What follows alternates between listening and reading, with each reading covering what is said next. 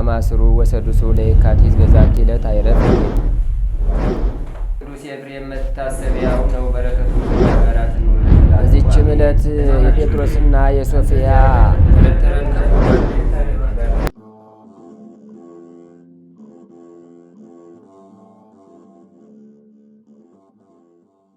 በስመ አብ ወወልድ ወመንፈስ ቅዱስ አሐዱ አምላክ አመስራው ተስዑ ለታኅሳስ በዛቲ ዕለት ኮነ በዓለ ልደት ክቡር አብይ ቅዱስ ወልዑል እምኩሎን በዓላት። አንድ አምላክ በሆነ በአብ በወልድ በመንፈስ ቅዱስ ስም ታኅሳስ 29 በዚች ቀን የከበረና የተመሰገነ ታላቅ የልደት በዓል ሆነ። የጌታችንና የመድኃኒታችን ኢየሱስ ክርስቶስ ከእመቤታችን በከበረች ድንግል ማርያም የተወለደባት ዕለት ከበዓላት ሁሉ ተለይታ ከፍ ከፍ ያለች ናት። የቤተ ክርስቲያን መምህራን አባቶቻችን የከበረ የልደትን በዓል በሁለት ቀኖች ያከብሩ ዘንድ በምክራቸው ተስማሙ። ከወደ ኋላ ባለ በ28 የሌሊቱ የልደት በዓል ነው። በ29 መዓልቱ ጳጉሜን 6 በሆነ ጊዜ በዚያች ዓመት የልደት በዓል በ28 በመዓልት ይከበራል። ጳጉሜን 5 ከሆነ ግን በ29 ይሆናል። ስለዚህ የበዓላት ሁሉ ራስ የሆነ የከበረ የልደት በዓል በሁለቱ ቀኖች እንዲከበር አዘዙ፣ ወሰኑ።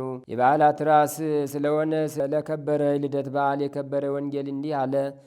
በንጉሡ በሄሮድስ ዘመን በይሁዳ ዕፃ በቤተልሔም ጌታ ኢየሱስ በተወለደ ጊዜ ነው። የፍልስፍና ሰዎች በምስራቅ መጥተው ወደ ኢየሩሳሌም ደረሱ። ኮከቡን በምስራቅ አይተን እንሰግድለት ዘንድ መጥተናልና የተወለደው የአይሁድ ንጉሥ ወዴት ነው እያሉ እሊህ ፈላስፎች ከበለዓም ወገን ናቸው። እነርሱም በከዋክብት የሚፈላሰፉ ናቸው። በመጽሐፋቸው በበዓልም መጽሐፍም የአይሁድ ንጉሥ ሊወለድ እንዳለው ተጽፏል። እርሱ በለዓም ከያዕቆብ ኮከብ ይወጣል ከእስራኤልም ንጉሥ ብሎ ነበርና ይቅር ባይ እግዚአብሔርን በረቀቀ ጥበቡ አለበማቸው። በሚያምኑበትም ሳባቸው። እነርሱም ከዋክብትን በመጠባበቅ የሚፈላሰፉ ናቸውና ይህንንም ኮከብ ገለጠላቸው። ባዩትም ጊዜ ደስ አላቸው። መልኩ በብዙ አይነት ልውጥ ነውና ሕፃን የታቀፈች ድንግል ብላቴናን ይመስላል። እርሱም በቀን ይጓዛል፣ በሌሊትም ይሰወራል። ከሰውም ሲገናኙ ይሰወርና ሲቆሙ በሌላ አንጻር ይገለጥላቸዋል። እነርሱም ወደ ኢየሩሳሌም ሲደርሱ ያ ኮከብ ተሰወራቸው፣ እጅግ አዘኑ። የሚያደርጉትንም አላወቁም። ከዚህም በኋላ ወደ ኢየሩሳሌም ከተማ ገብተው ስለተወለደው ንጉሥ ጠየቁ።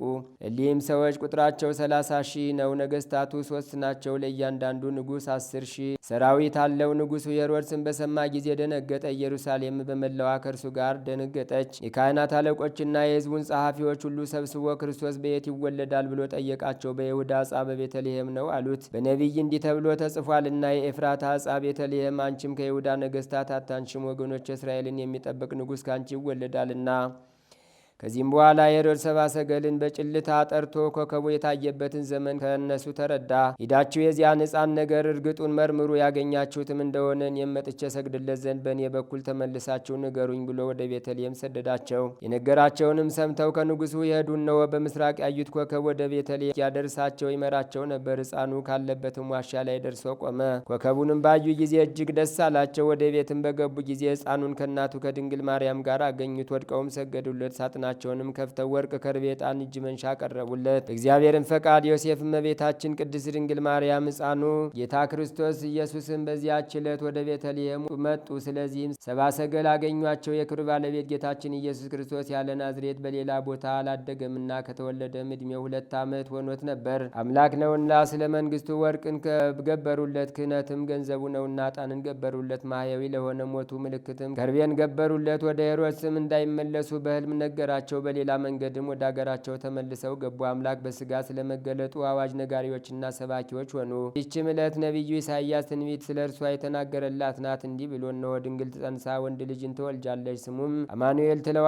ትርጓሜውም እግዚአብሔር ከእኛ ጋር ማለት ነው። ስለዚህም የከበረች ድንግል ነቢይ ሕዝቅኤል እንዲህ ብሎ ትንቢት ተናገረ። እግዚአብሔርም አለኝ፣ ይቺ በር ተዘግታ ትኖራለች፣ አትከፈትም፣ የሚገባበትም የለም። እስራኤል ፈጣሪ እግዚአብሔር እንደተዘጋች ይገባባታልና ተዘግታ ትኑር አለ። ነቢዩ ዳንኤል አለ፣ ሌሊት በራእይ ያየው ነው ታላቅ እንደ ሰው ልጅ በሰማይ ደመና መጣ። ዘመኑም ወደሚያስረጅ ደረሰ። ከፊቱም አቀረቡት። የዘላለም አገዛዝ ጌትነት መንግስት ተሰጠው። ሕዝቡና አሕዛቡ ሁሉ መንደር መንደረው የሚኖሩትና ነገድስታቱም ሁሉ ይገዙለታል። አገዛዙም የዘላለም አገዛዝ ነው። መንግስቱም የማያልፍ የማይጠፋ ነው። ዳግመኛም ኢሳይያስ እግዚአብሔር እንደኔ የሥጋ መጋረጃ በመጋረድ ተገለጸልኝ አለ። አሁንም ደግሞ አዲስ ሰማይ አዲስ ምድር ሰራ ዘንድ አለኝ አለ። ሁለተኛም ከእሴይ ስር በትር ትወጣለች፣ ከእርሷም ጽጌ አበባ ይወጣል አለ። ዳግመኛም ሕፃን ተወልዶልናልና ወንድ ልጅም ተሰጥቶልናልና ይኸውም ስልጣን በጫንቃው የሆነ ክርስቶስ ነው። ስሙም ድንቅ መካር፣ የዘላለም አባት፣ የሰላም አለቃ ይባላል አለ። ኤርምያስም አለ እግዚአብሔር እንዲህ አለ፣ በዚያን ወራት ለዳዊት ብርሃንን አወጣለሁ፣ በምድርም የቀና ፍርድን ያደርጋል። እግዚአብሔርም ያመኑበትን ያድናቸዋል። ኤልሳዕም እንዲህ አለ፣ እግዚአብሔር ከሰማይ ይወርዳል፣ በእስራኤል ልጆች አደባባይም በመመላለስ ለሕዝቡ እውነትን ያስተምራቸዋል። ከአብርሃም ልጅነት ልዩ ከሆነ ወገኖች በቀር አሕዛብ ሁሉ ይታዘዙለታል። ናሆም ነቢይም እንዲህ አለ፣ እግዚአብሔር በእኔ አርአያ ይመጣል፣ ልብሱም እንደ ልብሴ ነው። ነቢዩ ኢዮኤልም እንዲህ ተናገረ፣ እግዚአብሔር ዙፋን የሆነች ብላቴና ድንግልን አየሁ፣ እርሷም እንደ እሳት ያልባት ነበር። ስለ እርሷም ይቺ ማናት ብዬ ኪሩብን ጠየኩት። ከአዳም ልጆች የተመረጠች የእግዚአብሔር ዙፋን ይቺ ድንግል ናት። በእሷም የተጎሳቆሉ አሕዛብ ይድናሉ። ላመነባትም ረድኤትና መጠጊያ ናት። ዳዊትን በመዝሙሩ እንዲህ አለ፣ እግዚአብሔር አንተ ልጄ ነህ፣ ዛሬም በተዋህዶ ወለድኩህ አለኝ። ለምነኝ፣ የአሕዛብን ርስት አድርጌ እሰጥሃለሁ፣ ግዛትህን በመላው ዓለም ነው። ዳግመኛም አብ አለ፣ ዳማዊ ወልድ በኃይል ቀን ከአንተ ጋር ሳለሁ ከአጥቢያ ኮከብ በፊት ከወድ ወለድኩ። እንደ መልከጼዴቅ ሥርዓት እንተ ያለሙ አገልጋይ ካህን ነህ ብሎ እግዚአብሔርም አለ፣ ከማለም አይጸጸትም። ቤዛ ይስሐቅ በግ ከእህቱም ጸብ ሳቤቅ እንደተገኘ ለእስራኤልም በበረሃ ውስጥ ከእህቱም አለት ውሃ እንደፈለቀ የደረቀች የአሮን በትርም እንደለመለመችና እንዳፈራች በሶምሶንም እጅ ውስጥ ከአህያ መንጋጋ አጥንት ውሃ እንደፈሰሰ እንዲሁ የጌታችን ልደት በእህቱም ድንግልና ሆነ። በጸጳጦስ ውስጥ እሳት እንደነደደች እጺቱም እንዳልተቃጠለች እንዲሁ የመለኮቱ እሳት ድንግልን አላቃጠላትም። ለእርሱም ከቸር አባቱ ከማያዊ መንፈስ ቅዱስም ጋር ጌትነት፣ ክብር፣ ምስጋና ሰይድ ከእርሱ ጋር በትክክልነት ይገባል ለዘላለሙ አሜን። ሰላም ለልደትከ እግዚአ ምህረት ወሳይል ላይለ ኩሉ ፍጥረት ወላይለ እስራኤል እንዘይትፌሳ አፉየ በጽድቀ ዝንቱ በዓል ለሂሩትከ አኮቴት ያወስ በቃል ወለ መንግሥትከ ስብሃት ይብል። ሰላም ለልደትከ ጥንተ ወህያት አልፋ በከርሰ ማርያም ድንግል ርሳት ዓለም ዘኢለከፋ እምሪሩትከ መዋኢት ዘይትረከብ ሱታፋ በገዳመ ልብ ዘእምእመናን እምጽንፋ እስከ ጽንፋ ምሉአ ትፍሲት ሀደርከ በተስፋ። ሰላም ለልደትከ እሳተ መለኮት በላይ እምልምልም ትእስ እንተ ኢትውይ ስብሐተ ልደትከ ዝንቱ ሀበ ያስተርኢ በወይነ ማሕሌት አንተ ይቀድሆ ገዛኢ ትኩን ይትፌሳ ወህሙም ይጥኢ። ነገሥተ ሳባ ወአረብ ጋዳይ አመጽኡ በሐሲስ ወያበዉ አምሃ ነገሥተ ደስያት ወተርሴስ ዘትቤ ትካት በእንተ ክርስቶስ ሀበ ወለደት ድንግል ናአ ዳዊት ንጉሥ። በዚችም ዕለት ከኤፍሬም ወገን መስፍኑ ኢያሱ ተወለደ። እርሱም ለእስራኤል ልጆች ከጠላት ሰልፍ መድኃኒት ሆኖ ያዳናቸው ነው። የጌታችንም መወለድ ለአዳምና ለልጆቹ መድኃኒት ሆናቸው። የእርሱም የቀድሞ ስሙ ሆሴ ነበረ። እስራኤልን ከአማሌቅ ጦርነት በራፌድ ባዳናቸው ጊዜ ኢያሱ ተብሎ ተጠራ። ይህም አዳኝ ማለት ነው። ሙሴም ከሞተ በኋላ እግዚአብሔር መረጠውና ለእስራኤል መስፍን አድርጎ ሾመው። ልዩ ከሆኑ አሕዛብም ጦርነት አዳናቸው፣ ርስታቸውንም አወረሳቸው። ከዚህም በኋላም በሰላም አረፈ። ለእግዚአብሔር ምስጋና ይሁን ለዘላለሙ አሜን። በዚችም ዕለት የከበሩ የያዕቆብ፣ የፈሊስ፣ የሌላው ሰማዕት የቴዎድሮስ መታሰቢያቸው ነው። በረከታቸውም ከእኛ ጋር ትኑር ለዘላለሙ አሜን። በዚችም ዕለት የሮያ ንጉሥ አቃሪዎስ አረፈ። የእርሱም ግዛቱ በሶርያ አገር ሰርሜን በምትባል ክፍል ነው። እርሷም ሮሃ ናት። ጣዖትን የሚያመልክ ሆኖን ወረ መጻጉም ነበረ። ለባለመድኃኒቶችም ገንዘቡን ሁሉ ሰጥቶ ሊያድኑት አልቻሉም። የክብር ባለቤት ጌታችን ኢየሱስ ክርስቶስ በሽተኞችን በማዳን አጋንንትን በማስታወስ የዕውሮችን ዓይኖች በመግለጥ ሙታንን በማስነሳት የሚሰራውን ድንቅ ታምራቱን በሰማ ጊዜ እንዲህ ሲል ወደ እርሱ ላከ። የሰውን ሥጋ ለብሰ በኢየሩሳሌም የተገለጥክ የእግዚአብሔር ልጅ ምስጋና ይድረስ። ከእርሱ ሳትለይ ለላከ ለቸሩ አባት ምስጋና ይድረሰው። አንተ የምታስተካክለው ክርስቶስ እንደሆንክ በሕሊናዬ ለገለጠልኝ መንፈስ ቅዱስም ምስጋና ይሁን። ያለ ወንድ ዘር በድንግልና ለወለደችም እናት ምስጋና ይሁን። ለሚያምኑብህ ሁሉ ሰላምታ ይድረሳቸው። እኔም በአንተ አምኜ ከንቱ ጣዖትን ከማምለክ አንተን ወደ ማምለክ ተመለስኩ። በእኔ ላይም ንጉሥ ትሆን ዘንድ ሀገሬንም ትባርክ ዘንድ ከበሽታዬም ታድነኝ ዘንድ ከኃጢአቴም ታነጻይ ዘንድ ወደ እኔ ና። ጌታዬ ሆይ የከበር ስምን አይሁድ ሲጠሉ ለአንተ በኢየሩሳሌም መኖር ምን ያደርግልሃል? በከንቱ ለምን ትደክማለህ? መካር ያጡ ወገኖች ናቸውና። በቀድሞ ዘመንም ድንቆች ታምራቶችን በማድረግ ከግብፅ አገር ባወጣሃቸው ጊዜ አላመኑብህም። በበረሃም 40 ዓመት መናውን በመገብካቸው ጊዜ ተቆጥተህ ለጥፋት እስካደረስካቸው በአንተ ላይ ምን ያህል አጉረመረሙብህ? በሚራብና በሚጠማ ምድራዊ ስጋም ሲያዩ እንዴት ፈትነው ሀሳባቸው ከዚህ የተለየ ይመስልሃልን? አንተ ከጥንት ጀምሮ የተሰወረውን ታውቃለህና ይህንንና ይህን የመሰለውን ጽፎ ደብዳቤ ወደ እርሱ ላከ። የንጉሥ መልእክተኞችም ወደ ጌታችን በደረሱ ጊዜ ሳይነግሩት ያመጡለትን መልእክት አውቆ ነጭ ልብስ አንስቶ ፊቱን አሸበት። የፊቱን መልክ ወደ ልብሱ ከደቀ መዝሙሩ ታዴዎስ ጋር እንዲህ ብሎ ላከለት። ይህን የኔ መልክ የሆነውን ስዕል ተቀበል፣ እርሱም የምትሻውን ሁሉ ይፈጽምልሃል፣ ከበሽታም ይፈውሳል፣ ሀገርህም ይባርካል፣ መንግስትህንም ያጸናል። ይህ ስዕል እኔን ነውና ይለወጥ እንደሆነ በውሃ በእሳት ፈትነው። መልእክተኞችም ወደ ንጉሡ አቃርዮስ በደረሱ ጊዜ ያንን ስዕል ሰጡት። በእሳትና በውሃም ፈተነውና ምን ጥፋት አልደረሰበትም። የሮሃ ሀገር ሰዎችም ከንጉሳቸው ጋር በጌታችን የመለኮት ስልጣን አመኑ። ይህ ስዕል ቁጥር የሌለው ብዙ ድንቅ ታምራትን አደረገ።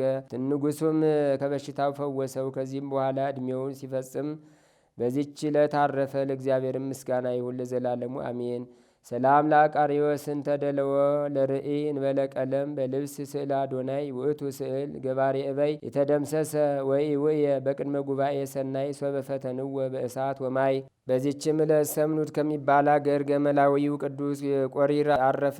እርሱም በጾም በጸሎት ተወስኖ የሚኖር ነው። እግዚአብሔርን የተሰወሩ ምስጢራት ማወቅን ሰጠው። የሚገለገልባቸው ከማሳም ተልባ የሚጭንባቸው 3 ግመሎች አሉት። ፈራጉን በሚባል አገር ለእመቤታችን ማርያም ቤተ ክርስቲያን ሊቀ ካህናት የሆነ አንድ ሰው ነበረ። ቤተ ክርስቲያኒቱም ነገስታትና መኳንንት በየጊዜው የሰጧት ብዙ ገንዘብ አላት። በሊቀ ካህናቱም ዘንድ የዕቃው ሳጥን በስውር ይኖር ነበር። የዚያንም ዕቃ ቁጥር ኤጲስቆጶሱ ያውቃል። ያ ሊቀ ካህናት በእርሱ ስልጣን ስር ነበርና። ከዚህም በኋላ የዕቃው ሳጥን ያለበትን ለልጁ ሳይነግር ያ ሊቀ ካህናት በድንገት ሞተ። ኤጲስቆጶሱም የሊቀ ካህናቱን ሞት በሰማ ጊዜ ወደዚያች ቤተ ክርስቲያን መጥቶ ከልጁ ገንዘቧን ፈለገ።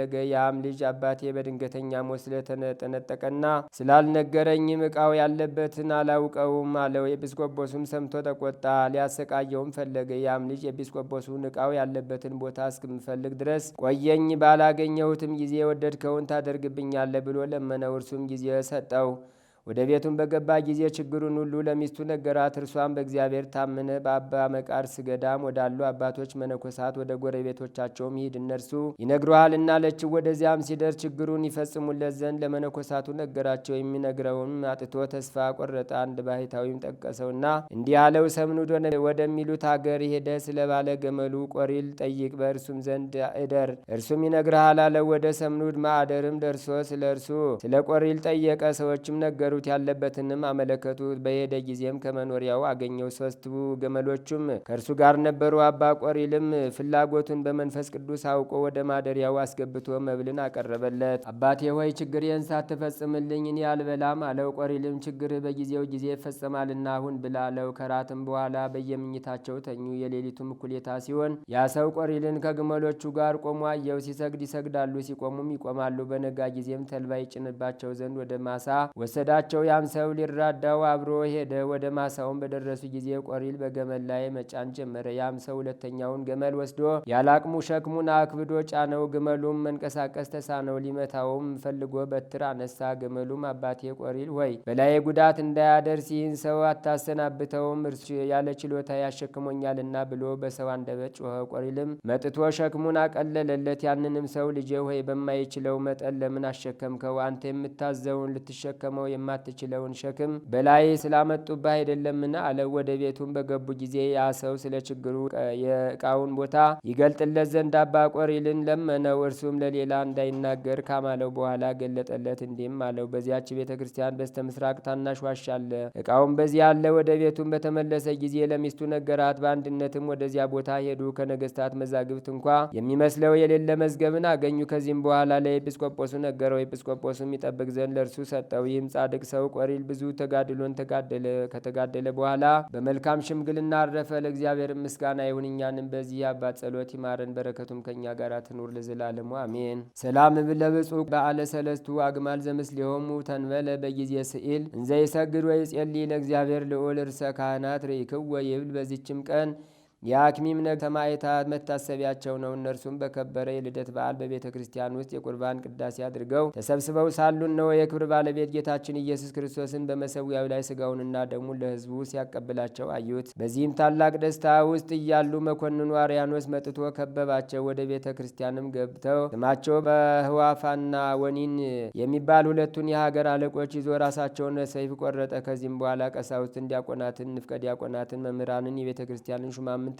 ገደለ። ደማቸው ከቤተ ክርስቲያን ደጃፍ ወጥቶ 20 ክንድ ያህል እስቲጎርፍ ወንዶችን፣ ሴቶችን፣ ልጆችንም ምንም ሳያስቀር አሳረዳቸው። ኤጲስቆጶሱን አባ ብኑድያኖስን፣ ዲዮስቆሮስን፣ ሰከላቤዎስን ከኤጲስቆጶሱ ጋር ያሉ መነኮሳትንም እነርሱን እንደታሰሩ አርያኖስ ከእርሱ ጋር ወሰዳቸውን ነው። የረፍታቸው መታሰቢያ ጥር 1 ቀን ተጽፏል። ለእግዚአብሔር ምስጋና ይሁን፣ እኛንም በጸሎታቸው ይማረን፣ በረከታቸውም ከእኛ ጋር ትኑር ለዘላለሙ አሜን። ሰላም ለደምክሙ ዘተክወን በለምሂ ክስከተለአለ ጥቀ መጠና አብራክ ሰማይታተ አክሚም ቅቱላን በበዓለ ልደት ብሩክ ምልኡ ውስተ ልቤ የፈሪወተ ህያው አምላክ ከመ ህይወት ይህልቅ በበቅ።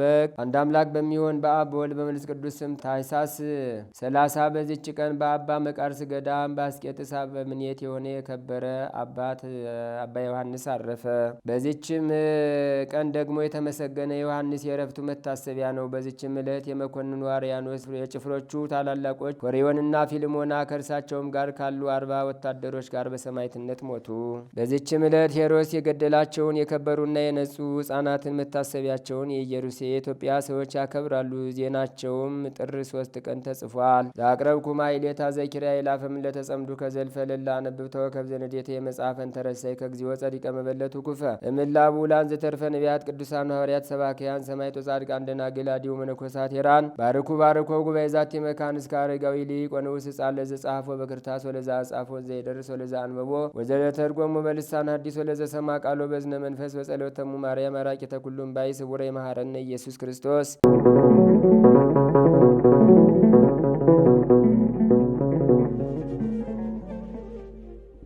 ተአምር ዘገብረ እግዚእነ አምላክ ነው መድኃኒነ ኢየሱስ ክርስቶስ ሳዶ ምህረቱ ያሉ ምስለ ኩልነ ህዝበ ክርስቲያን ለዓለም ዓለም አሜን። ይቅርታው ቸርነቱ ለዘላለም በእውነት ለሁላችን ደረግልና ጌታችን አምላካችን መድኃኒታችን ኢየሱስ ክርስቶስ ያደረገው ተአምር ነው። ጌታ ኢየሱስ ክርስቶስ ከቅድስት ድንግል ማርያም በተወለደ ጊዜ መላእክት ተሰብስበው ጌታ የተወለደበትን ቦታ ከበቧት። በዚያችም ክንፋቸውን ዘርግተው እርስ በርሳቸው ክንፋቸውን አገጣጥመው ከምድር እስከ ሰማይ ድረስ ረበው ቦታዋን ሸፈኗት። በዓለም ሁሉ ጣዖታት ሁሉ ዲያብሎስን ከጣዖታቱ አንድ ስንኳ ማዳን እስከማይቻለው ድረስ ተንቀጠቀጠ። በዚህም ጊዜ ሰይጣናት ወደ አለቃቸው ወደ ዲያብሎስ ተሰብስበው ጌታችን ሆይ ኃይላችንን ቀጥቅጦ ያጠፋ በስልጣናችን ላይ ችግር የፈጠረ ማን ነው? እርሱ በዓለም የተወለደው ብለው ጠየቁት። ዲያብሎስ ከፍርሃቱ የተነሳ እየተንቀጠቀጠ ስለተወለደው ዓለምን ዞሬ ነገሩን መርምሬ ውጤቱን እስካመጣላችሁ ድረስ ጥቂት ታገሱኝ፣ እኔ የሚሰወር ነገር የለኝምና አላቸው። በዚያን ጊዜ የርጉም ዲያብሎስ ወደ ላይ ወደ አየር ወጣ። ከዚያም ከመሬት በታች ካለው አዘቅት ወረደ። ዳግመኛም የተወለደውን የጌታ ኢየሱስ ክርስቶስን ምስጢረ ልደት ይመረምር ዘንድ ዓለሙን በሙሉ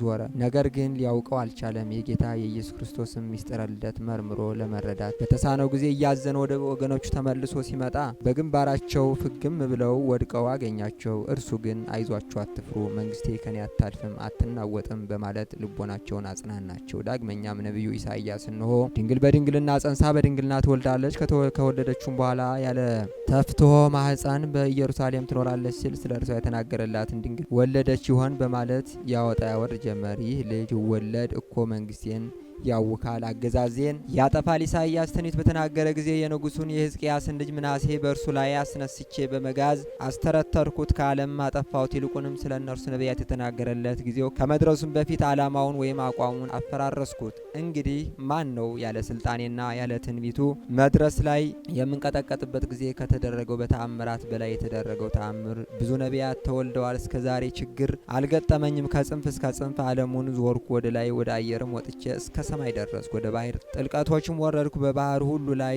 ዋኘሁ። ወደ ተራራው ኮረብታው ወጣሁ። የዚህን ልጅ ምስጢር ግን ተመራምሬ ልደርስበት አልቻልኩም። ስለዚህ ሕፃን መወለድ በመንግስቴ ላይ በመጣውና ችግር ፍርሃት የተነሳ በእኔና በወገኖቼ ላይ ታላቅ ድንጋጼ ያድሮብኛል። ከእግዚአብሔር ጋር የተደረገው ከግብፅ 10ሩን ታላላቅ ታምራት ያደረገ የኤርትራ ባህር በበትሩ የከፈለ ፈርዖንን ከነሰራዊቱ ያሰጠመ ሙሴ በተወለደ ጊዜ ይህንን የመሰለ ችግር አልገጠመኝምና ይህንን የመሰለ ታላላቅ ታምራት ማድረግ ቢቻልም ከግብጽ ከወጣ በኋላ ከፍርሃት የተነሳ አንበረክከዋለሁ። ይልቁንም እስራኤልን ከግብፃውያን አገዛዝ ነጻ ባወጣቸው ጊዜ በጎዳናቸው ጣዖት እንዲያመልኩ አድርጌዋለሁ። ፀሐይን ከሰማይ ላይ 12 ምዕራፍ ወደ ኋላ የመለሰ የነዌ ልጅ ነቢዩ ኢሳያስን በሕይወቱ ላይ ጠላት አስነስቼበታለሁ። ለአምላኩም ቀናኢ የሆነና 3 ዓመት ከ6 ወር ዝናብ እንዳይዘንብ የሰማይን በር በስልጣኑ የዘጋ ነቢዩ ኤርሚያስንም ንግሥት ኤልዛቤልና ንጉሡ አክዓብ በጠላትነት አስነስተው ሊገሉት ተዘጋጅተው ነበር። እርሱ ግን ሸሽቶ አመለጠ። ዳሩ ግን እግዚአብሔር ፈጥኖ ወደ እርሱ ባያደርሳቸው ኑሮ በዚህ ዓለም እንዲገሉት ባደረገ ነበር። በባቢሎን አገረ ገዥ የነበረው ነቢዩ ዳንኤልም በጢሮስ ዘመነ መንግስት በአንበሳ ጉድጓድ እንዲጣል አድርጌዋለሁ። እንግዲህ ናቡከደነጾር ላቆመው የጣዖት ምስል 3 ደቂቃ አንሰግድም ባሉ ጊዜ በእሳት ጉድጓድ እንዲጣሉ አድርጌያለሁ። ፍጹም ትህትና ያለው በእኔ ጎዳና ያልሄደ ኢዮብን ባለ ዘመኑ ሁሉ እንደርሱ የተዋረደ እስከሌለ ድረስ ገንዘቡን አጠፋሁበት፣ ልጆቹንም ገደልኩበት። ይልቁንም እሱ ራሱን መላ ሰውነቱንም በቁስል ቀሰፍኩት። በዚያም ጊዜ እኔ ስለተፈታተንኩት እርሱም ስለተፈታተን የተጋለው ዜና በዓለም ሁሉ ተሰምቶ ሲነገር ይኖራል። ይልቁንም ነቢያት በልደታቸው ሰዓት ወይም በትንቢታቸው ወራት እንዲህ በግዛታቸው ዘመን ከሰማያዊ ማዕረግ የተዋርጄ ዛሬ እንዳደረስኩት ያለ ሀፍረትና አሳር አግኝቼ አላውቅም እያለ ዲያብሎስ ተርበተበተ። ይቅርታው ቸርነቱ ለዘላለም በእውነት ይደርብን፣ አሜን። ቃሉ የዳሰሱት ሁሉ ዳኑ ይላል። እስቲ ከኔ ጋር በሉ፣ የዳሰሱት ሁሉ በሉ። ኧረ አይሰማም። የዳሰሱት ሁሉ ዳኑ። ማንን የዳሰሱ?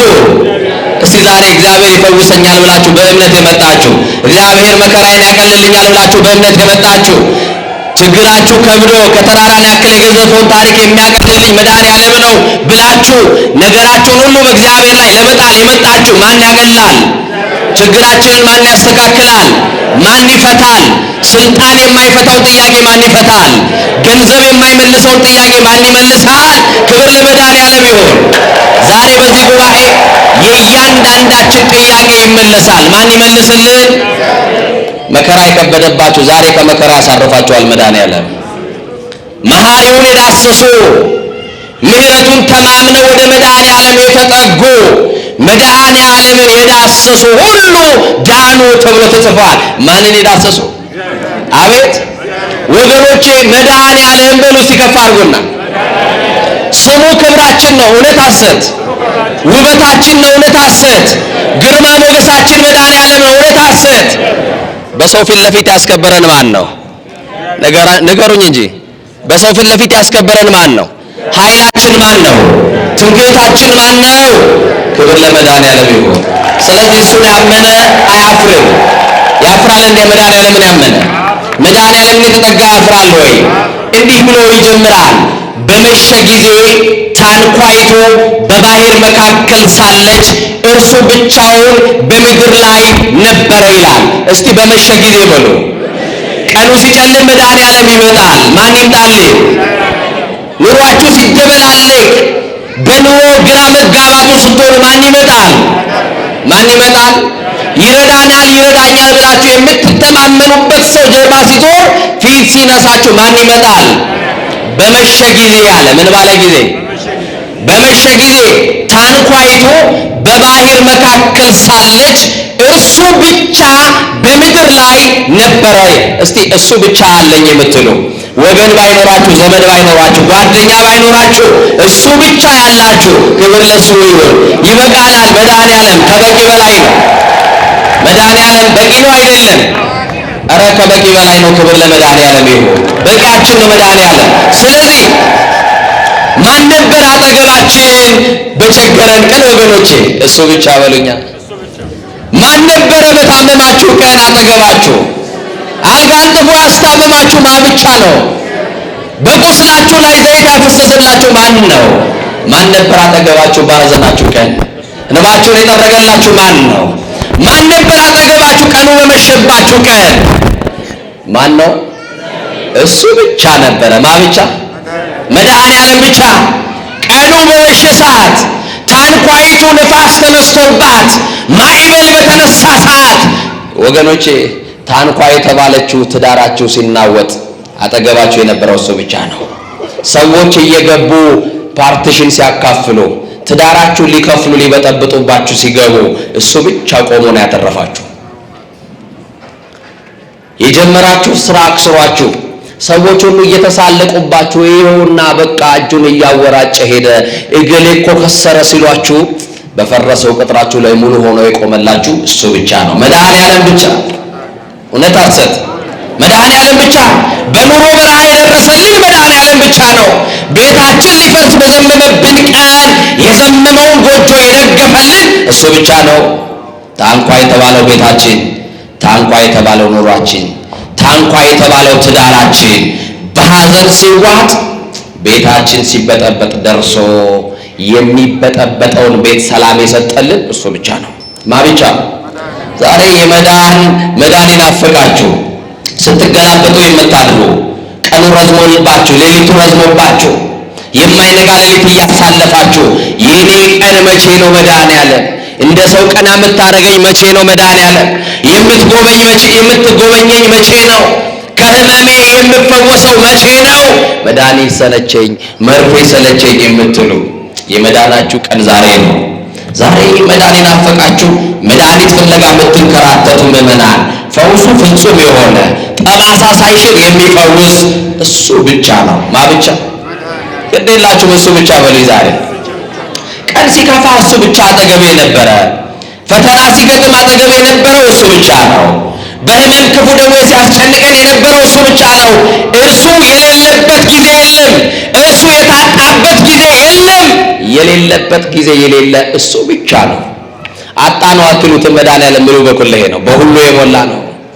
ወገኖቼ ሲያምህ መድኃኒት የሚገዛልን አታገኝም። አጠገብህ ግን ማ ብቻ አለ? ይበቃናል አይበቃንም? ብዙ ሰዎችን እንቀየማቸዋለን አይደል?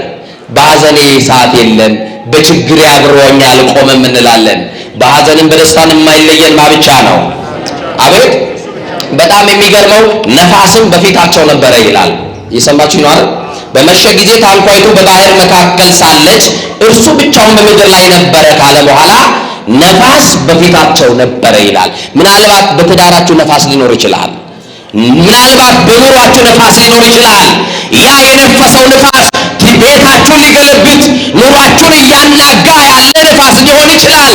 ግን ነፋሱ ቢነፍስም አጠገባችሁ ያለው ብቸኛ አዳኝ ማን ብቻ እንደሆነ ብቻ አስቡ። እሱ ብቻ ሆኗል። እሱ ብቻ እና ይገርማችኋል። መከራ ከፊታችሁ ሊደቀን ይችላል። አንገት የደፋችሁበት ችግር ሊኖር ይችላል። የወሬ ነፋስ ትዳራችሁን እየነቀነቀ ሊሆን ይችላል። ሰው የለም አጠገቤ ልትሉ ይችላል። ነፋስ ወደ በዛበት መርከብ የሚያይደጋባት ክርስቶስ የምትናወጧን ቤታችሁን የሚመለከትላችሁ ደጋባት መድኃኔዓለም ያልጸናው ኑሯችሁን ሊያጸና የሚፈቅድ እግዚአብሔር ደጋባት የኑሯችን ጉስቁልና ከቤታችን የማያሸሸው ደጋባት ቢኖረንም ባይኖረንም ብናጣም ብንነጣም የማይጸየፈን አባት መድኃኔዓለም ነፋስ ወደ በዛበት መርከብ አየ።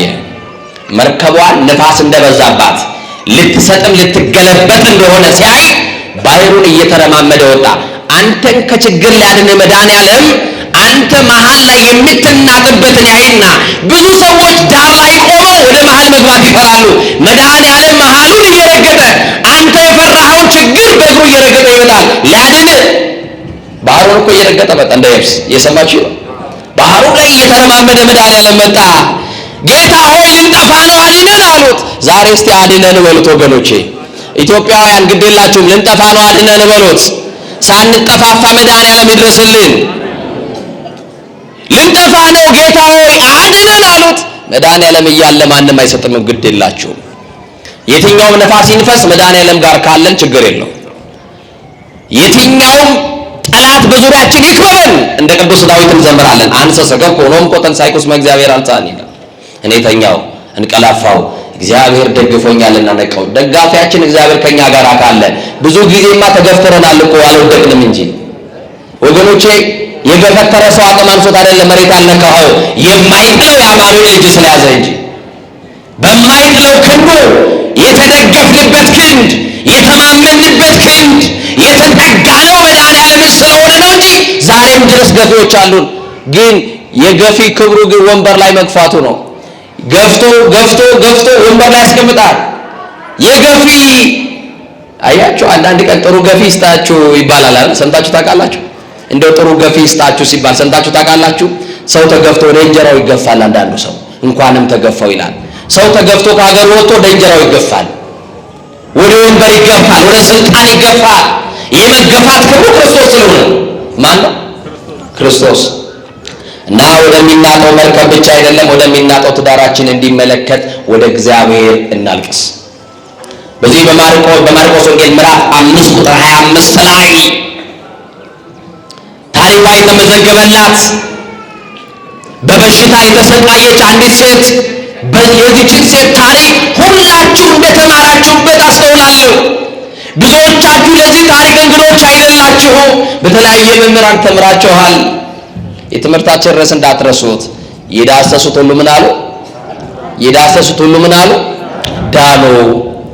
እና ይህቺ ሴት በሽተኛ ሴት ናት። ሕመም የጸናባት ሴት ናት። ከሕመሟ ለመዳን ብዙ የራሷን ዕውቀት ተጠቅማ ገንዘቧን ተጠቅማ አሉ ወደ ተባሉ ባለመድኃኒቶች ዘንድ የሄደች ናት። ግን እንኳን መድኃኒት ማስታገሻ ያላገኘች ሴት ናት። ያድኑናል ብለን ተስፋ ያደረግንባቸው ሰዎች መራራውን እየሰጡን፣ ስር እየማሱ ቅጠል እየበጠሱ የሰጡን እንደው እንኳን መድኃኒት ሊሆነን ማስታገሻም አልሆነን ይሆናል። ገንዘብ ስላለን ወደ ውጭ ሀገር ሄደን መታከም ስለቻለን ፈውስ የምናገኝ ሊመስለን ይችላል። ፈውሳችን የተያዘው ግን በመድኃኒዓለም እጅ ነው። በማን እጅ? በማን እጅ? በመድኃኒዓለም እጅ ነው። እና ይቺ ሴት የታመመችው ለ1 ዓመት አይደለም፣ ለ2 ዓመት አይደለም። በጽኑ ደዌ የተያዘችው ለ12 ዓመታት ነው። ህመሟ ደግሞ ደም ነው የሚፈሳት፣ የማይቆም ደም መፍሰስ ብቻ ሳይሆን ከሰውነቷ የሚወጣው ጠረን፣ ከሰውነቷ የሚወጣው ክፉ ሽታ ከሰው መካከል አያቆማትም ነበረ። ወገኖቼ እንዲህ ያሉ ሰዎች በመካከላችን ቢኖሩ አፍንጫችንን እያያዝን በነጠላችን አፍንጫችንን እየሸፈንን ካጠገባቸው እንርቃቸዋለን። የማይጸይፈን ማ ብቻ ይሆን ወገኖቼ? የማይንቀን ማ ብቻ ይሆን? ቁስል እንኳ ቢኖርብን በቁስላችን ላይ ዘይት ሊደፋልን የታመነው ሳምራዊው መድኃኒዓለም ብቻ ነው። እና ይህቺ ሴት ያልወጣችው ቆላ ያልወረደችው ደጋ የለም። በአራቱም አቅጣጫ ሄዳለች፣ መድኃኒት ፈልጋለች። ገንዘቧን ሁሉ ለባለ መድኃኒቶች ሰጥታ ከሰረች። በቃ በከሰርንበት ምሽት ላይ ሁሉ ከእጃችን ሲበተን መድኃኒዓለም ይመጣል። እጃችሁ ላይ ያለው ነገር ሲያልቅ መድኃኒዓለም እንደገና ሊያስጀምር ይመጣል። ዓለም የተስማማበት የቁጥር ሕግ እኮ አንድ አይደለም፣ ከዜሮ ነው የሚጀምረው። ከባዶ አንተ ባለህ እሾ ላይ አይደለም እግዚአብሔር የሚሰራው። እጅ ባዶ እያለ እግዚአብሔር ባዶነትን አይቶ ሊሞላ ይመጣል። እና እቺ ሴት ገንዘቧ ሁሉ አለቀ። አሁን መድኃኒት አለ እንኳን ብለው ቢነግሯት ለባለ መድኃኒቶች የምትከፍለው ገንዘብ ስለሌላት ተስፋ ቆረጠችና በሯን ዘጋች። ሞቷን መጠባበቅ ጀመረች። በ12 ዓመት ውስጥ ግን ሰው ምን እንደሆነ ታዘባለች። ዘመድ ምን እንደሆነ፣ ጓደኛ ጉደኛ እንደሆነ፣ ዘመድ ፊት እንደነሳት፣ የገዛ የእናትና የአባቷ ልጆች ገና በርቀት ሲያዩ መንገድ እየቀየሩ እንደሚሄዱባት አይታለች። ሰው እንደሌላት ታውቃለች። ግን እሱ ብቻ ነው ያላት። ማ ብቻ? ዛሬም መዳናቸውን የሚጠባበቁ በአልጋ ላይ ይዋሉ፣ መጋረጃ የተጋረደባቸው። ዛሬም በየጸበል ስፍራ ትተናቸው ወይ ይሙቱ ወይ ይኑሩ ብለን በሞትና በሕይወት መካከል ትተናቸው ጥለናቸው የመጡ ብዙ መጻጉዎች አሉ። ቀን ይጠብቃሉ እንጂ መድኃኒዓለም አንድ ቀን ያነሳቸዋል። መጋረጃ ለተጋረደበት መድኃኒዓለም አንድ ቀን ይመጣል። የወደቁትን ሊያነሳ መድኃኒዓለም ይመጣል። የተናቁትን ሊያከብር መድኃኒዓለም ይመጣል። እና ይቺ ሴት አሁን ገንዘብ ስለሌላ በሯን ዘግታ ሞቷን መጠባበቅ ጀመረች። አንዳንድ ጊዜ እንደዚህ እንሆናለን ወገኖቼ። ጥሩ ኑሮ መኖር ሳይሆን ጥሩ ሞት እግዚአብሔር ለምነዋለን። በቃኝ መድኃኒዓለም፣ እንደው በሰው እጅ አታሰቃየኝ፣ እንደው የልጆች እጅ አታሳየኝ፣ በልጅ እጅ ከመወድቅ በሰው እጅ ከመወድቅ እባክሹ ልክ አድርገኝ፣ መከራዬን አታብዛው እንለዋለን። ሞቷን መለመን በጀመረች ሰዓት መድኃኒቷ በመንገዷ እያለፈ ነው። ተስፋ በቆረጠችበት ምሽት ላይ አማኑኤል በበሯ እያለፈ ነው። መድኃኒዓለምማ በመንደራችን ካለፈ ሁሉ ደህና ይሆናል። እንኳን በግራ ወጥታ የምትገባ በሽተኛ ይቅርና በአልጋ እንኳን የወደቀው እንኳን ስጋቸው አልቆ ደማቸው ተመጦ በቆዳቸው የቀሩ 38 ዓመት እንደ መጻጉዕ የቆዩ በሽተኞችም አይቀሩም። መድኃኔዓለምማ ያለፈ መሆኑን ሲሰሙ ቤት ውስጥ የቀሩ የተረሱ መኖርና አለመኖራቸው እንኳን የተረሳ መኖራቸው የተረሱ በሽተኞች በአልጋ እያስቀመጡ አማኑኤል ሲያልፍ እንዲያገኛቸው፣ ሌሎች ደግሞ እየዳሰሱት ሊድኑ በር ላይ ያስቀምጧቸው ነበረ። ወገኖቼ ዛሬ መዳን አትፈልጉም? አመሻሽ ላይ ማቃሰት የማይጀምር ማን አለ? ሲመሽ ውጋት የማይጀምረው ማን አለ? ዛሬ ግዳችንን ተመስገን እንላለን እንጂ መከራችንን በጥርሳችን ነቅሰን አይደል ያለነው? በስቃይ አይደል ያለነው? እንዴት አይነት ሌሊት እንደምናሳልፍ እኔና እግዚአብሔር ነው የምናውቀው። እንዴት አይነት መከራ ውስጥ እንዳለን ጎረቤት አያውቅም፣ ጓደኛ አያውቅም፣ ዘመን አያውቅም። እንዴት ያለ የኑሮ ክስረት ውስጥ እንዳለን ግን መድኃኔዓለም ያውቃል። እንዴት ያለ ስቃይ ውስጥ እንዳለን መድኃኔዓለም ብቻ ነው የሚያውቀው። ብትነግሯቸው ሰዎች አይረዷችሁም። ብታማክሯቸው ሰዎች አይረዷችሁም። አንበበን ብላችሁ ብትነግሯቸው መድኃኒት አይገዙላችሁ። ለዛ ብላችሁ ዝምታን መርጣችሁ በልባችሁ አንድ ቀን መድኃኔዓለም ይጎበኘኛል ብላችሁ ተስፋ እያደረጋችሁ መድኃኔዓለምን ጠዋትና ማታ ደጅ የምትጠኑት አይዟችሁ፣ እሱ በኑሯችሁ በር ላይ ማለፍ ሲጀምር የዳሰሱት ሁሉ ዳኑ እንደተባለ ዛሬ በዚህ ቆማችሁ በሽተኞች መድኃኒት የሰለቻችሁ ዛሬ በዚህ ቤት ውስጥ ያላችሁ ሐኪም ተስፋ ያስቆረጣችሁ እኔ እኮ የኔ ነገር እኮ አብቅቷል ጥቂት ዓመታት ነው ምን ሆኖ ብላችሁ ተስፋ ቆርጣችሁ ያላችሁ ሰዎች ትኖራላችሁ። እመኑኝ መድኃኔዓለም እድሜ ይቀጥላል። ዓለም ከሆነ ከሰማችሁ ተስፋ ታስቆርጣለች። አይድንም ወደ ቤት ይውሰዱትና ቀኑ ይጠባበቅ የተባለውን ሰው ዘመድ አዝማድ በስልክ እየተደዋወለ ሲጠራ ግማሹ ጤፍ እያስፈጨ ለሞቱ ሲጠባበቅ የታሰበው እያለ ያልታሰበውን እየጠራ መድኃኔዓለም ይሞታል የተባለውን እድሜ ቀጥሎለት በሕይወት እያቆመ ታሪክ ይሰራል መድኃኔዓለም። እና ይህች ሴት ተስፋ ቆርጣለች። በሯን ዘግታ ማልቀስ ጀምራለች። እንደምትሞት እርግጠኛ ናት። መድኃኔዓለም ግን እንደሚያድነን እርግጠኛ ነው። እርግጠኛ ናችሁ በመድኃኔዓለም? እስቲ ስንቶቻችሁ እርግጠኛ ናችሁ እንደሚያድናችሁ እንደሚፈውሳችሁ? ሁላችንም የሚፈውሰን እና እንደዚህ ነው የሚለው የማርቆስ ወንጌል ምዕራፍ 5 ቁጥር 25 ጀምራችሁ ስታነቡ ገንዘቧን ለባለ መድኃኒቶች ሰጥታ ከስራ ነበረ። ኢየሱስ ግን በዛ ያልፍ ነበረ። ኢየሱስ በዛ እንደሚያልፍ ሰማች። የሰማችው መድኃኒቷ ነው። እስከ ዛሬ ድረስ ሰምታው የማታውቀው መድኃኒት ነው ኢየሱስ። እስቲ ኢየሱስ መድኃኒት ነው በሉ። እንደው በመድኃኔዓለም በሉት እስቲ ይድገሙና ኢየሱስ መድኃኒት ነው በሉ። ስሙ ራሱ ምንድነው? መድኃኒት ማለት ነው። ሕዝቡን ሁሉ ከኃጢአታቸው ያድናቸዋል የተባለ መድኃኒት። አያችሁ፣ ከኃጢአት በሽታ የገላገለን መድኃኒት ስሙ ኢየሱስ ይባላል። ከዘላለም ሞት ያስመለጠን መድኃኒት ስሙ ኢየሱስ ይባላል። ከሲኦል ያወጣን መድኃኒታችን ስሙ ኢየሱስ ይባላል። ከዲያብሎስ አገዛዝ ነፃ ያወጣን ቀንበራችንን የሰበረልን መድኃኔዓለም ኢየሱስ ክርስቶስ ነው። የሚያልፈው መድኃኒት እስከ ዛሬ ድረስ ያላገኘችው መድኃኒት እንደ ሌሎች መራራ እየሰጠ ገንዘብ የሚቀበል አይደለም። ጣፋጭ ደሙን ሰጥቶን ያዳንን ያውም በከበረ ደሙ ከኃጢአት የዳንን እኮ ነን አይደለም ምእመናን? ወደሙ ለኢየሱስ ክርስቶስ ያነጻንም ኩሉ ኃጣውኢነ ተብሎ ተጽፏል።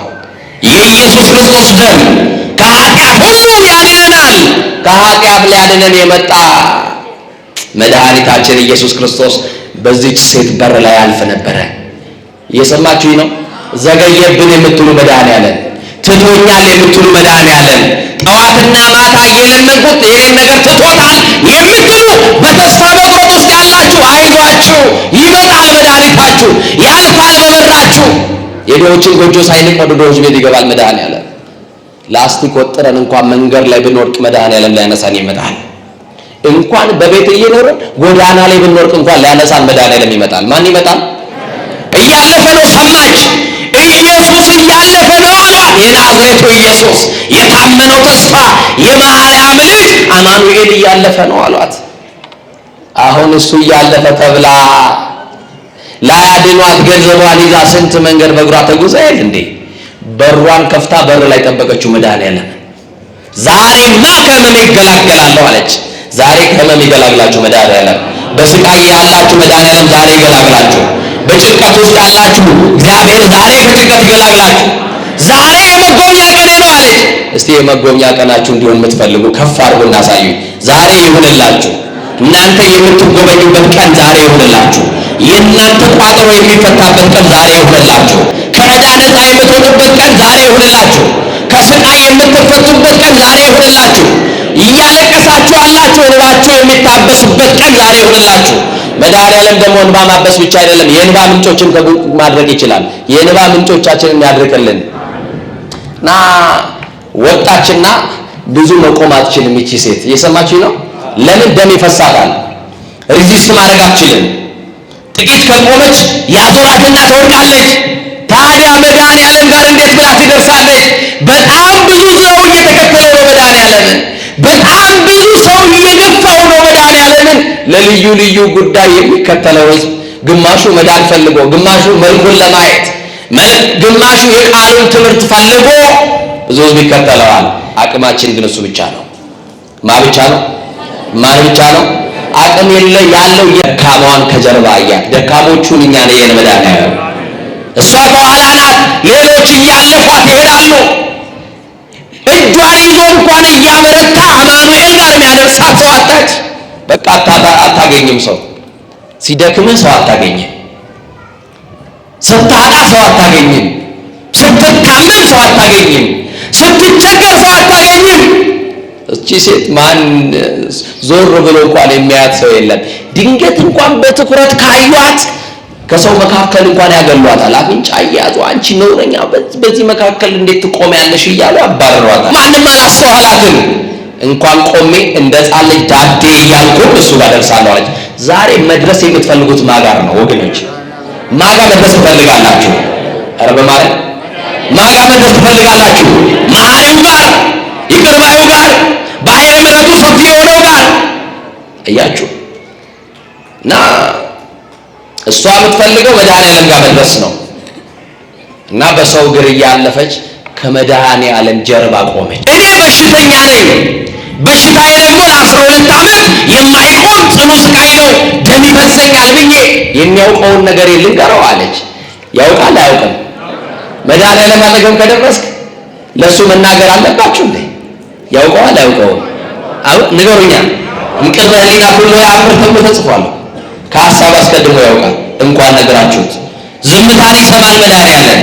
በዝምታሽ ውስጥ ያለውን ጩኸት ሰው አይሰማልሽም። ዝም ብትሉ እኮ ችግር ነው። ታውቃላችሁ? ዝም ብትሉ ስትናገሩ ለፍላፊ ትባላላችሁ። ዝም ስትሉ ምን ይዘጋል ምትሉ አይደለም? ስም አለ። ግን ከኋላው ቆመች እቺ ሴት። ይገርመኛል።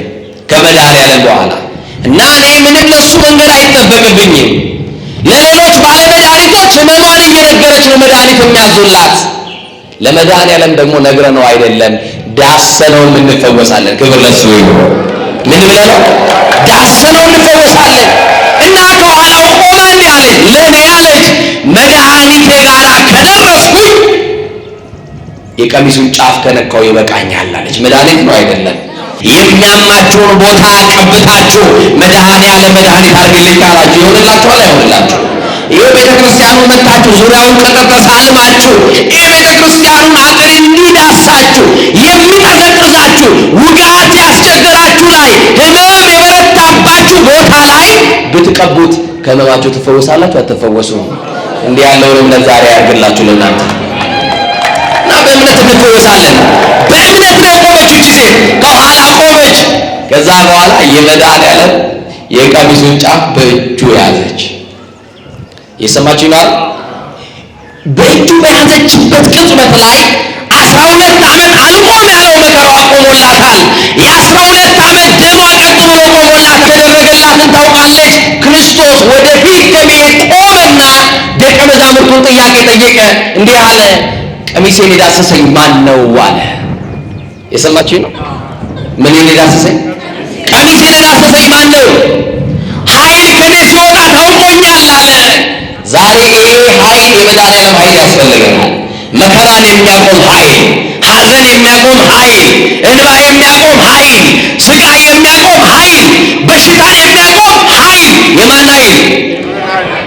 እንኳን በሽታን የመድኃኒዓለም ኃይልማ ያ የትንሣኤ ኃይል ሞቱን የሚያቆም ኃይል ነው። የሉቃስ ወንጌል ምዕራፍ 7 ቁጥር 11 ጀምራችሁ አንብቡ። የሰማችሁ ነው። ወደ ናይን ከተማ ሲገባ እኮ ክርስቶስ ሞቶ ሊቀበር ለእናቱ አንድ የነበረው ልጅ ክርስቶስ ከመቀበሩ ቀድሞ ከሞቱ ሳይቀብሩት ክርስቶስ ከቃሬዛው ፊት ለፊት ሄዶ ቆመ ይላል። ማን ቆመ ይላል? መከራ እንዲቆምላችሁ በኑሯችሁ በር ላይ መድኃኒዓለም ይቆምላችሁ። መጣና ክርስቶስ ቆመ። ሲቆም እያጣደፉ ተሸክመውት የነበሩ አስከሬን የተሸከሙ ሰዎች ሁሉ ቆሙ። መድኃኒዓለም ከቆመ ማንም ማለፍ አይችልም። በቃ እሱ የቆመው ለካ መከራ ላይ ያቆመላቸው ነበረ። ሐዘን ላይ ያቆመላቸው፣ ስቃይ ላይ ያቆመላቸው የቆመው መጥቶ ከፊት ለፊታቸው ቆመ። ለምን ቆምክ ያለው ሰው አልነበረም። ሎቱ ይትራው አናቀጸ ሞት ግርማው፣ ከግርማው የተነሳ የሞት ደጆች የሚከፈቱለት ጌታ ነዋ። በቃሉ አዞ መቃብራትን የሚከፍት ጌታ ነዋ። የሚከፍት የሚዘጋ ነዋ። አያችሁ፣ የሲኦልና የሞት መክፈቻ ያለው ነዋ። ስልጣኑ በእጁ የተያዘ አምላክ ስለሆነ ካህሌ ኩሉ አማኑኤል ከፊት ለፊት ቆመና ያቺ ስታለቅስ የነበረችዋ ሴት ትኩር ብላ ብታየው እንባዋን ቆመላት። ልክ እንደዛ ከጀርባው ቆመችና ቀሚሱን ዳሳለች። መድኃኒዓለም ማን እንደነካው ያውቃል። መድኃኒዓለም ማን እንደዳሰሰው ያውቃል። ዛሬ እንዴት ያለ ስቃይ ውስጥ እንዳለች ሰው አያውቅም፣ እሱ ግን ያውቅልሻል። ዛሬ እንዴት ያለ ስቃይ ውስጥ መከራ ውስጥ እንዳለች ሰው አያውቅም፣ ማን ያውቃል? እሱ ያውቅልናል። ማን ነው የዳሰሰኝ ብሎ ጠየቀ መድኃኒዓለም። ደቀ መዛሙርቱ ያለ እውቀት መለሱለት። ምን ብለው? ይሄ ሁሉ ሕዝብ እየገፋ ይሄ ሁሉ ሕዝብ እያጋፋ እንዴት ሰው ይገፋኛል ብለህ እንዴት ሰው ዳሰሰኝ ብለህ ትጠይቃለህ ጌታ ሆይ አሉት። አይ አነካኳ ይለያል። የገፉኝም አሉ፣ ትከሻዬን የነኩም አሉ። በእምነት የነካችኝ ሴት አለች። ኃይል ከኔ ሲወጣ ታውቆኛለህ። በዚህ ሰዓት የተደረገላት ሴት ናትና ድምጿን ከፍ አድርጋ ጌታ ሆይ እኔ ነኝ አለች። ዛሬ እዚህ መካከል መድኃኒዓለም ተአምር ከሚሰራልን ሰዎች መካከል እኔ ነኝ ብለን እንድንመሰክር እሱ ይርዳል። ታሪክ ለዋጭ ነው እግዚአብሔር። ጠላቶቻችንን ያስደንቃል እግዚአብሔር። እጃቸውን በአፋቸው እስኪጭኑ ድረስ ታሪክ መስራት ሊለውጥ ይችላል እግዚአብሔር። እና እኔ ነኝ ቀሚስን በዳሰስኩ ሰዓት ምን ሆናለች? ደሜ ቆሞልኛል አለ። ምን ቆሞልኛል? ምን ቆሞ? በቃ ለዚህ ሴት ያላት እሱ ብቻ ነበር ተስፋዋ። ተጠብቀው የነበረው ተስፋዋ ቢዘገይም አንድ ቀን መጣ። ይህች ሴት ልትፈወስ 12 ዓመት ከጠበቀች። በመከራ ውስጥ 2 ዓመት ያላችሁ ሰዎች ጠብቁታል። በመከራ ውስጥ 1 ዓመት የቆያችሁ ሰዎች፣ በበሽታ 1 ዓመት የተሰቃያችሁ ሰዎች ጠብቁት። ግድ የለም ቢዘገይም በእርግጥ ይመጣልና ጠብቁት ተብሏል። ጠብቂው መድኃኒዓለምን ይመጣል። ሲመጣ ሁሉን ደህና ያደርጋል። ሲመጣ ሁሉን ሰላም ያደርጋል። ሲመጣ ጠባሳ ሳይጥል ነገራችን ሁሉ ያስተካክላል። በሽታችን ሁሉ ይፈውሰናል። ማን ይፈውሰን? አምላካችን ኢየሱስ ክርስቶስ የሰማነውን በዝን ልቡናችን ይጻፍብን፣ ከቅዱሳን ረድኤት በረከት ያሳትፈን፣ ሰላም ቀን ያውለን፣ በዓሉን የበረከት በዓል ያድርግልን። አምላካችን ቅድስት ተዋሕዶ ሃይማኖታችን አስፋልን፣ ምእመናንን በሃይማኖት አበርታልን። የሰላም አምላክ ሰላምን ስጠን። ቀኑን ባርከ ቀድሰ በሰላም አውለን። አቡነ ዘበሰማያት ይትቀደስ ስምከ ትምጻእ መንግሥትከ ወይኩን ፈቃድከ በከመ በሰማይ ከማሁ በምድር ሲሳየነ ዘለለ ዕለትነ ሀበነ ዮም ወኅድግ ለነ አበሳነ ወጌጋየነ ከመ ንሕነኒ ንኅድግ ለዘአበሰ ለነ ኢታብአነ እግዚኦ ውስተ መንሱት አላ አድኅነነ ወባልሐነ እምኩሉ እኩይ እስመ ዚአከ ይእቲ መንግሥት ኃይል ወስብሐት ለዓለመ ዓለም። በሰላመ ቅዱስ ገብርኤል መልአክ ኦ እግዝእትየ ማርያም ሰላም ለኪ ድንግል በሕሊናኪ ወድንግል በሥጋኪ እመ እግዚአብሔር ጸባኦት ሰላም ለኪ ቡሩክት አንቲ እምአንስት ወቡሩክ ፍሬ ከርሥኪ ተፈሥሒ ፍሥሕት ኦ ምልዕተ ጸጋ እግዚአብሔር ምስሌኪ ሰአሊ ወጸልይ ምህረታ በፍቅር ወልኪ ኢየሱስ ክርስቶስ ከመ ይሥራይ ለነ ኃጣውኢነ ተማኅፀነ ብኪ ኦ ተወካፌ ንስሐ ወሰራይ ኃጢአት ኢየሱስ ክርስቶስ ስረይ ኃጢአትየ ወኃጢአተ ኩሉ ሕዝብ ከማይሠራ ኃጢአት እግዚአብሔር ይፍታ። ንቁ ሚዲያ ለተመልካቾቹ ከሚያደርሳቸው ዕለታዊ ሳምንታዊና ወርሃዊ ዝግጅቶች መካከል የየዕለቱን ስንክሳር ወርሃዊና ዓመታዊ የቅዱሳን ገላትና ድርሳናትን በኢትዮ ማህበር የዩቲዩብ ቻናል ያቀርባል። የየዕለቱን ስንክሳር ባሉበት ሆነው በማድመጥ እንዲሁም ወርሃዊና ዓመታዊ የቅዱሳንን ዜና ሕይወታቸውን በማድመጥ ከቅዱሳኑ በረከትና ረድኤት እንዲያገኙ ንቁ ሚዲያ የሁል ጊዜ ምኞቱ ነው። በየዕለቱ የሚለቀቁ ዜና ቅዱሳንን ላይክ፣ ሼር እና ሰብስክራይብ በማድረግ አገልግሎቱን ይደግፉ። ንቁ ሚዲያ ርቱ የቤተ ክርስቲያን ልሳን